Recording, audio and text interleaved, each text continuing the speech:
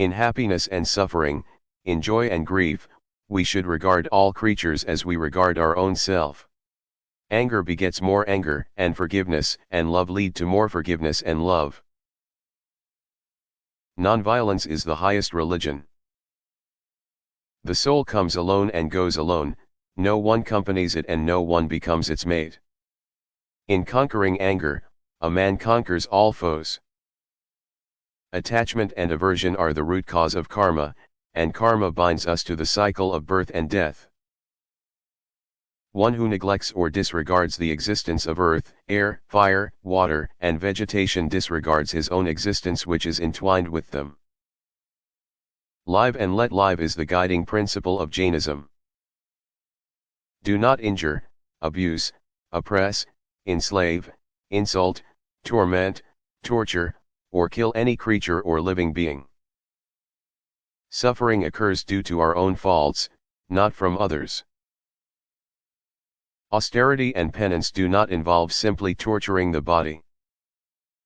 The greatest mistake of a soul is non-recognition of its real self and can only be corrected by recognizing itself. The world is burning in the fire of desire, in greed, arrogance, and excessive ego.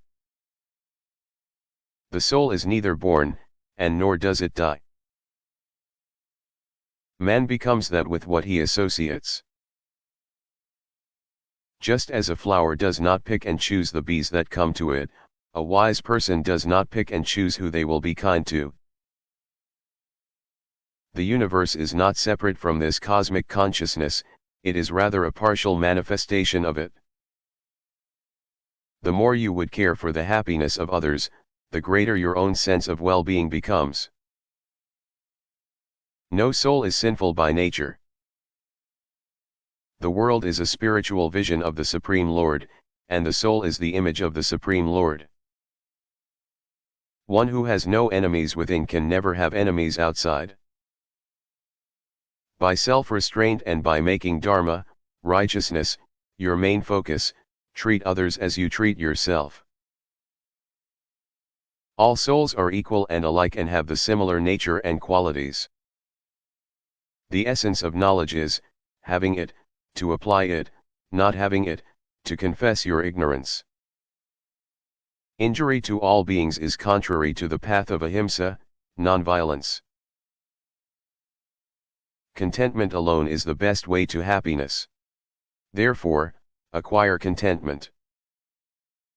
Slaying others and the sacrifice of animals, and hard austerities, do not give rise to blessedness, the blessedness is not there, where these are present. Man should subdue anger by forgiveness, subdue pride by modesty, subdue dishonesty by straightforwardness, subdue greed by contentment, subdue falsehood by.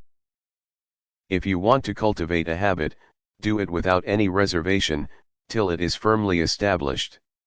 Until it is so confirmed, until it becomes a part of your character, let there be no exception, no relaxation of effort. All breathing, existing, living, sentient creatures should not be slain nor treated with violence, nor abused, nor tormented, nor driven away.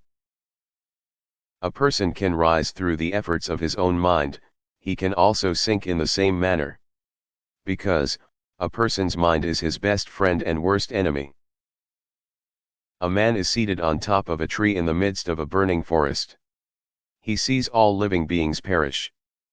But he doesn't realize that the same fate is soon to overtake him also. That man is a fool. One who is not envious but is a kind friend to all living entities, who does not think himself a proprietor, who is free from false ego and equal both in happiness and distress, who is always satisfied and engaged in devotional service with determination, his mind and intelligence fixed on me, such a devotee of mine is very dear to me.